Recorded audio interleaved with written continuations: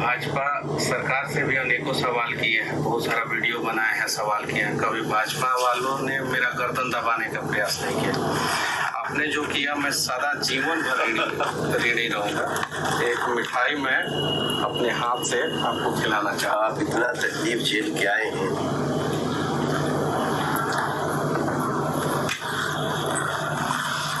हम आपके संघर्ष को सैल्यूट करते हैं और आपकी निष्ठा को, बिहार के प्रति आपके भाव को, और हम हमेशा आपके साथ हैं। देखिए, बीजेपी कभी भी मीडिया की स्वतंत्रता, निष्पक्षता को चैलेंज नहीं करती। और मेरा 5000 वीडियो है जिसमें 4000 बीजेपी शासित प्रदेश में घूम घूम के है। यूट्यूब पे सारा साक्ष्य है, प्रमाण है, कोई भी जाके देख सकता है।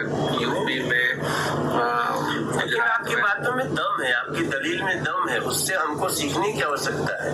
अगर कोई आदमी, हमारे प्रधानमंत्री जी क्या कहते हैं, आप आवाज उठाइए, हम उसको उसके तथ्यों के अनुसार हम उसको एक्सेप्ट करने को तैयार हैं, सॉल्व करने को तैयार हैं। तो हम तो, लेकिन जिन लोगों ने, जिनको गलत ही करना है, उनको आपकी बात बुरी लगी, कोई फर्क नहीं पड़ता। तो मैं आपको जो है अपने घर पे बुलाना चाहता हूँ। मैं आ रहा हूँ, मैं घर दिखाना चाहता हूँ, जिस घर का मेरा घर का कुर्की हुआ। अच्छा, जो कुर्की हुआ 9 महीना बाद जो है एनएस से मेरे ऊपर से हटा दिया गया।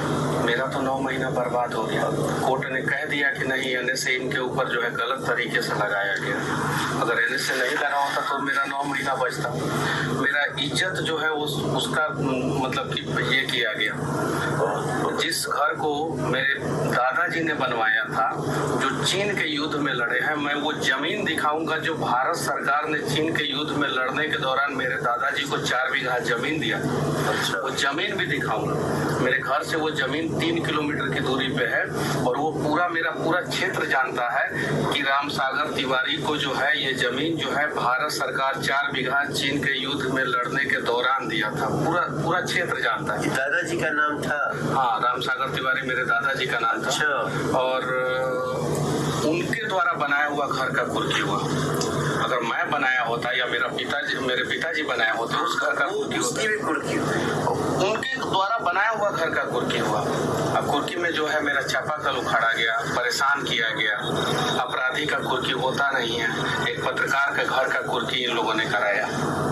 बताइए, अब ये तो आग है दिल में। मन यहाँ से भी, हम इतना दूर से सुनते थे ना, तो हम तकलीफ में आते थे। हम तो गए आपसे मिलने, जेल में मिलने नहीं दिया गया। कोई नहीं, अब मनीष बाबू आप आगे बढ़िए। और मैं पत्रकार हूँ, मैं गलत करूंगा तो मेरे ऊपर एफआईआर होना चाहिए ना। मेरे कैमरामैन के ऊपर एफआईआर क्यों हुआ? चलिए, मेरे कैमरामैन के ऊपर एफआईआर कर दिया। मेरे ऑफिस के सारे स्टाफ के ऊपर एफआईआर क्यों किया, जिनका कोई दूर दूर तक कोई रिश्ता नाता नहीं है? गरीब बच्चों को जो है मैं सिखाता हूँ, आगे बढ़ाता हूँ। मेरे ऑफिस में जितने काम करने वाले बच्चे हैं, दलित के बच्चे हैं, ओबीसी समाज के बच्चे हैं, स्वर्ण के बच्चे हैं, सब गरीब परिवार के बच्चे हैं। उन लोगों को मैं सिखाता हूँ। और मनीष कश्यप गलत किया था। अगर मान लीजिए कि किसी भी चैनल का कोई रिपोर्टर से किसी कारणवश गलती हो जाता, अगर मैं अपनी गलती को मानता भी हूँ सरकार के नजर के हिसाब से, तो क्या सारा कंपनी के स्टाफ के ऊपर एफआईआर कर दिया जाएगा?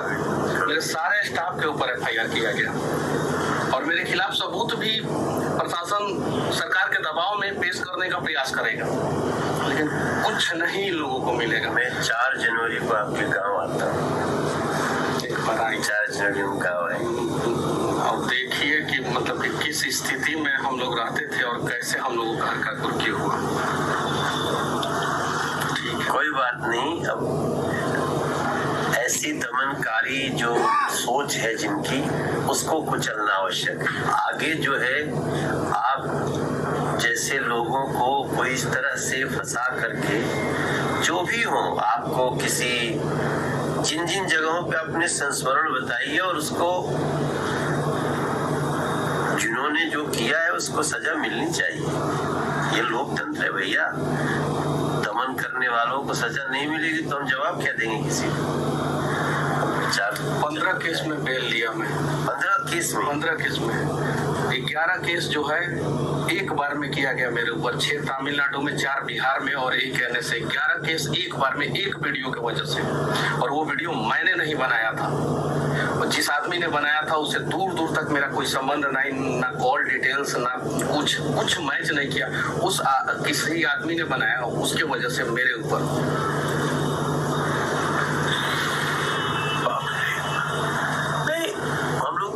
मैं तो थोड़ा सा, जब घटनाएं घटती तो मैं सोशल मीडिया के